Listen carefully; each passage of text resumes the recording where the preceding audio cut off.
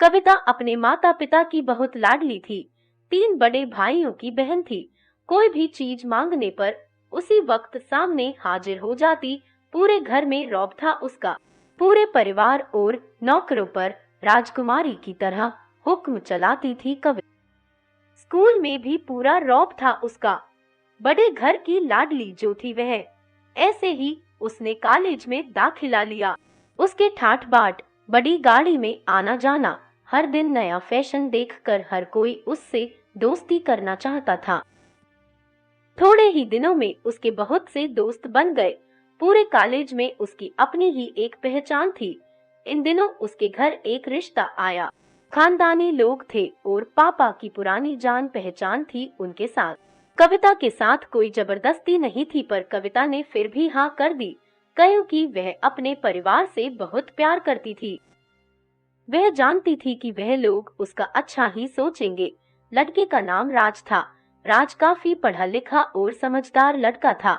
ससुराल वाले भी बहुत अच्छे थे। ससुराल में कविता की जगह वैसी ही थी जैसी कि मायके में। कोई भी कार्य कविता की सलाह के बिना नहीं होता था। सबकी लाडली बहू बन गई थी वह।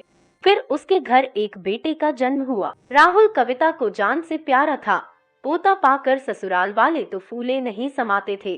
कविता कभी कभी सोचती कि उसकी किस्मत कितनी अच्छी है। उसका हर अपना उसे कितना प्यार करता है। चाहे जीवन में कैसा भी समय आए, मेरे अपने हमेशा मेरे साथ हैं। मैं कभी अकेली नहीं हो सकती। कितनी खुशकिस्मत हूँ मैं। पर शायद कविता की खुशियों को उसकी अपनी ही नजर लग गई थी। एक दिन वह मायके जाने की जिद कर बैठी। राज को बहुत काम था, लेकिन वह फिर भी उसे ले गया। रास्ते में उनकी गाड़ी अन्य गाड़ी से टकरा गई। कविता, राज और राहुल बहुत बुरी तरह से जख्मी हो गए। काफी दिनों के इलाज के बाद राज और राहुल तो ठीक हो गए, लेकिन कविता पूरी तरह ठीक ना हो सकी। सर पर चोट लगने के कारण वह अपनी आंखों की रोशनी खो बैठी। अब कविता की किस्मत जैसे उल्टे पांव चलने लगी। मायके वाले कुछ दिनों तक उसे मिलने आते रहे, फिर कभी कभार फोन ही करके पूछ लेते कि अब कैसी हो। धीरे धीरे ये सिलसिला भी कम हो गया। ससुराल वालों की सहानुभूति भी कम होने लगी। घर में किसी को पास बैठने के लिए कहती तो जवाब मिलता, बहुत काम है, अब तुम भी हाथ नहीं बंटा सकती। राज भी चिड़चिड़ा हो गया था। बस राहुल ही था उसके साथ, जिसके साथ हंसते खेलते उसका वक्त गुजरता। एक दिन कविता के हाथ से कुछ सामान गिर गया, जिसकी वजह से राहुल को हल्की सी चोट लग गई। कविता के सास ससुर ने राहुल को उससे अलग कर दिया कि कहीं उसके ना देखने की वजह से बच्चे का कोई नुकसान ना हो जाए। कविता अंदर से टूट चुकी थी। एक दिन उसने सबके सामने मायके जाने की इच्छा रखी तो राज उसे तुरंत मायके छोड़ आया, जैसे कि वह भी यही चाहता था। लेकिन राहुल को उसके साथ नहीं भेजा गया। कविता कभी राहुल से दूर नहीं रही थी, पर अपनी कमी के कारण उसने ज्यादा बहस नहीं की। कविता को लगा कि वह 3-4 दिन वहां रहेगी तो थोड़ा हवा पानी बदल जाएगा, क्योंकि वह कितने दिनों से कहीं भी बाहर नहीं गई थी। घर वाले भी इतने दिनों बाद उसे देखकर कितने खुश होंगे। कविता के घर पहुंचने पर सब लोग बहुत खुश हुए। खाने में सब कुछ कविता की पसंद का ही बना था।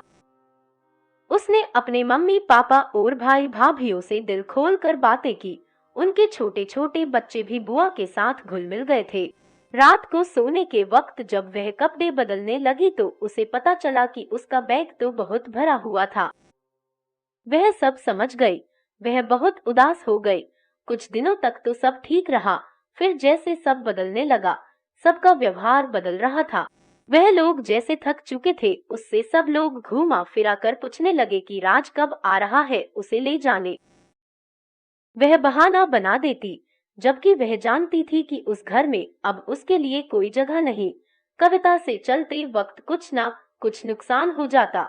थोड़ी बहुत टुकटाकी उसे सुनाई देती, वह टाल देती। एक दिन उसके हाथ से लगकर एक कीमती फूलदान टूट गया। छोटी भाभी ने बहुत हंगामा मचाया। कविता के माता पिता रोज रोज के झमेलों से तंग आ गए थे। उन्होंने राज को खुद से फोन कर दिया। राज कविता को अपने घर ले गया। कविता को अपने परिवार वालों से ये उम्मीद ना थी, जिस कविता के कहे बिना घर में एक पत्ता भी नहीं हिलता था। उस घर के लिए वह अब बोझ बन चुकी थी। राज के साथ ससुराल आते वक्त वह बहुत खुश थी, क्योंकि वह अपने घर जा रही थी, अपने जिगर के टुकड़े राहुल के पास। परंतु यह खुशी भी कुछ पल की ही थी। सारा बंदोबस्त पहले ही किया हुआ था। कविता को सीधे ऊपर वाले कमरे में पहुंचा दिया गया। राहुल से दूर रहने की सख्त चेतावनी दी गई। एक कामवाली लता को उसकी जिम्मेदारी सौंपी गई, जो उसके खाने पहनने जैसी जरूरतों का ध्यान रखती। कविता ज्यादातर चुप ही रहती। कभी कभी कामवाली लता से थोड़ा बतिया लेती। उसके जरिए राहुल का पता चल जाता। सबकी लाडली बेटी और बहू सबके लिए लाडली से बोझ बन चुकी थी।